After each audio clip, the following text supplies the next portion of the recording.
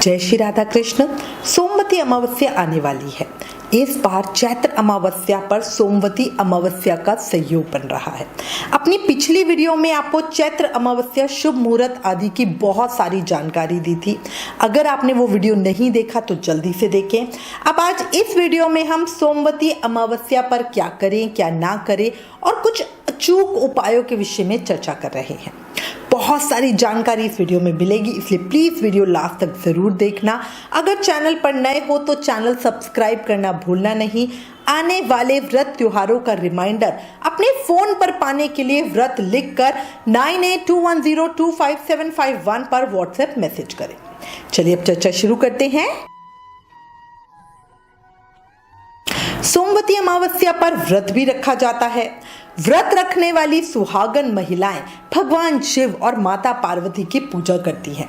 माता पार्वती के लिए सुहाग से जड़े श्रृंगार का सामान अर्पित करने के बाद अखंड सौभाग्य का आशीर्वाद मांगती हैं। धार्मिक मान्यता है कि सोमवती अमावस्या का व्रत करने से वैवाहिक जीवन की समस्याएं खत्म हो जाती है। इसके साथ ही परिवार में सुख शांति और समृद्धि बढ़ती है। शिव जी के मंदिर में शिव पार्वती की पूजा के बाद व्रत रखने वाली जो महिलाएं होती हैं वो बरगद के वृक्ष की पूजा भी जरूर करती हैं। इसके बाद बरगद की परिक्रमा करते हुए उसमें कच्चे सूत का धागा लपेटती हैं। मान्यता है कि परिक्रमा के समय महिलाएं भगवान से अपने पति की आयु बरगद की तरह, क्योंकि बरगद एक ऐसा वृक्ष है जो सालों साल बढ़ता फूलता ही रहता है ना, तो इसी तरह महिलाएं प्रार्थना करती हैं कि इसी वृक्ष की तरह हमारे पति की आयु भी हो। अपने पितरों को भोजन जल और भी जो अन्य जैसे कपड़े हो गए, दान दक्षिणा हो गई, अर्पित करते हैं। तर्पण और श्राद्ध करते हैं। गायत्री मंत्र या अपने पूर्वजों को समर्पित अन्य मंत्र का जाप करें, बहुत अच्छा होता है। धर्म ग्रंथों का भी पाठ करें। आप भागवत महापुराण पढ़ सकते हो, गीता पढ़ सकते हो, कुछ भी।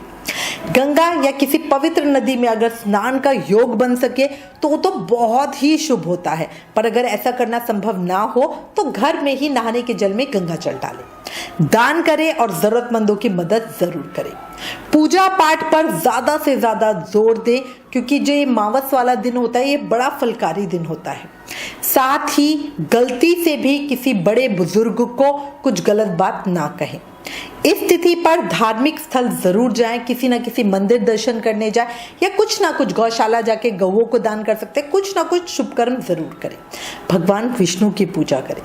अमावस्या के दिन स्नान दान का विशेष महत्व होता है। इस दिन शांत रहकर स्नान करने से 1000 गौदान के बराबर फल मिलता है। इस दिन पीपल और भगवान विष्णु की पूजा करी जाती है और उनकी 108 प्रदक्षिणा यानी परिक्रमा करने का विधान है, फेरी देने का विधान है। मान्यता है कि ऐसा करने से संतान निरोगी और चिरंजीवी होती है। इस दिन तुलसी की 108 परिक्रमा करने से दरिद्रता मिटती है। सोमवती अमावस्या के दिन सुहागन महिलाएं अपने पति की लंबी उम्र के लिए व्रत रखकर पीपल की पूजा भी जरूर करती हैं। इसके बाद धान पान खड़ी हल्दी को मिलाकर उसे विधि विधान से तुलसी पर भी अर्पित करती हैं। शास्त्रों के अनुसार सोमवती अमावस्या के दिन पवित्र नदियों में स्नान करने वाला व्यक्ति समृद्ध और स्वस्थ रहता है पूरे साल। इस दिन तीर्थ तट पर पितरों के पिंड दान और तर्पण करने से पितृ दोष से या पितृ श्राप से मुक्ति मिल जाती है, तो ये जरूर कीजिएगा। देखो, मांसाहारी भोजन या शराब का सेवन नहीं करना चाहिए। कुछ खाने की चीजें जैसे चना, मसूर दाल, सरसों का साग और मूली नहीं खानी चाहिए। जानवरों को बिल्कुल ना परेशान करना, क्योंकि ये माना जाता है हमारे पितर किसी न किसी जानवर के रूप में हमारे आसपास भी हो सकते हैं। किसी का भी अपमान करने से, बुरा अपशब्द कहने से, लड़ाई झगड़े से बचना चाहिए। कोई भी शुभ समारोह जैसे शादी या सगाई वगैरह अमावस्या तिथि पे नहीं करनी चाहिए। इस तिथि पर गुस्सा करने से भी बचना चाहिए, बहुत बहुत नेगेटिव इफेक्ट देता है। इस तिथि पर कोई भी ऐसा काम ना करे जिससे आपको पितृदोष लग जाए, ठीक है। तो ये पितृदोष निवारण का दिन है। कोई भी ऐसा काम ना करना कि सर पे उल्टा ही आन पड़े। देखो, जीवन में सोमवती अमावस्या का संयोग बहुत मुश्किल से मिलता है। इस दिन किए गए कार्यों का हमें तुरंत फल मिलता है। इसलिए अब आपको कुछ अचूक और आसान काम बताती हूँ जिन्हें करने से जीवन में आपको तुरंत फल दिखेगा और बहुत ज्यादा दिखेगा। सोमवती अमावस्या के दिन राहु स्तोत्र का पाठ करना चाहिए।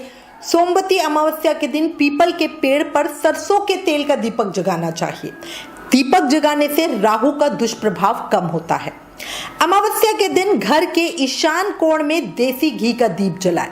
दीपक सूर्योदय से लेकर सूर्यास्त तक जलता रहे, इस तरह से आपको जगाना है। अगर बड़ा दीपक है तो बहुत ही बढ़िया, नहीं है तो बार बार घी डालते रहे। इस दिन घी के दीपक में केसर और लौंग के 2 दाने डालकर जलाने से माता लक्ष्मी प्रसन्न रहती हैं और घर से आर्थिक तंगी दूर होती है। सोमवती अमावस्या के दिन आप स्नान दान करने के बाद अशोक का पौधा लगाएं। पितरों को प्रसन्न करने के लिए सोमवती अमावस्या पर अशोक का वृक्ष, अशोक का पौधा लगाना बड़ा शुभ होता है। इस दिन पितरों को मोक्ष दिलाने के लिए भगवान विष्णु की पूजा करें और उनके मंत्र ओम नमो भगवते वासुदेवाय नमः, इस मंत्र का जाप करें। सोमवती अमावस्या के दिन पितरों को प्रसन्न करने के लिए सुबह जल्दी उठें, स्नान करें। उसके बाद सुबह ही पीपल के पेड़ को स्पर्श करके उसकी पूजा अर्चना करें। पितरों को याद करके जल से तर्पण करें। तर्पण में काले तिल, सफेद फूल और कुशा का प्रयोग करें। तर्पण करने से पितृ तृप्त हो जाते हैं और खुश होकर आशीर्वाद देते हैं। पितृ दोष से मुक्ति मिल जाती है। सोमवती अमावस्या के दिन स्नान और दान करने के बाद पीपल के पेड़ की पूजा करें। धार्मिक मान्यता के अनुसार पीपल के पेड़ में भगवान विष्णु, शिवजी और ब्रह्मा जी तीनों का वास होता है। अमावस्या के दिन पीपल के पेड़ की पूजा करने से जिंदगी से बहुत बड़े बड़े दुखों का अंत हो जाता है और मोक्ष तो मिलता ही मिलता है। सोमवती अमावस्या पर भगवान शिव को बेलपत्र जरूर चढ़ाएं। शिवलिंग का जलाभिषेक करें। बेल के पेड़ को जल से सींचें और उसमें कलावा बांधें। इस उपाय को करने से भी पितृदोष दूर होता है। देखो, धार्मिक शास्त्रों के अनुसार जो भी महिला सोमवती अमावस्या का व्रत रखकर शिवजी जी की पूजा करती है, उसके पति को लंबी उम्र का वरदान मिलता है। इस दिन अपने सुहाग की सलामती के लिए आटा, घी, चावल, शक्कर का दान करें। सोमवती अमावस्या के व्रत से व्रती को अखंड सौभाग्य, सुख, सफलता, खुशहाली और पितरों का आशीर्वाद मिलता है। इस दिन स्नान दान करने के बाद शिवलिंग पर कच्चे दूध और गंगा जल से अभिषेक करें। इससे पितृदोष और काल सर्प दोष से मुक्ति मिलती है। साथ ही पितरों की आत्मा को मोक्ष भी मिलता है। बहुत आसान सी चीजें हैं। शिवजी जी की पूजा करनी है, फेरी करनी है, बहुत आसान काम है, बड़ी आसानी से किए जा सकते हैं। करके देखना और जीवन में प्रभाव बताना। इसी के साथ मैं उम्मीद करती हूँ इस वीडियो में दी गई जानकारी आपके लिए उपयोगी होगी। इससे रिलेटेड अगर आपके पास कोई भी कमेंट या सजेशन है तो प्लीज हमें लिखें। ज्ञान बांटने से बढ़ता है, इसलिए इस वीडियो को ज्यादा से ज्यादा शेयर करें। Please like, share and subscribe. Thank you. जय श्री राधा कृष्ण।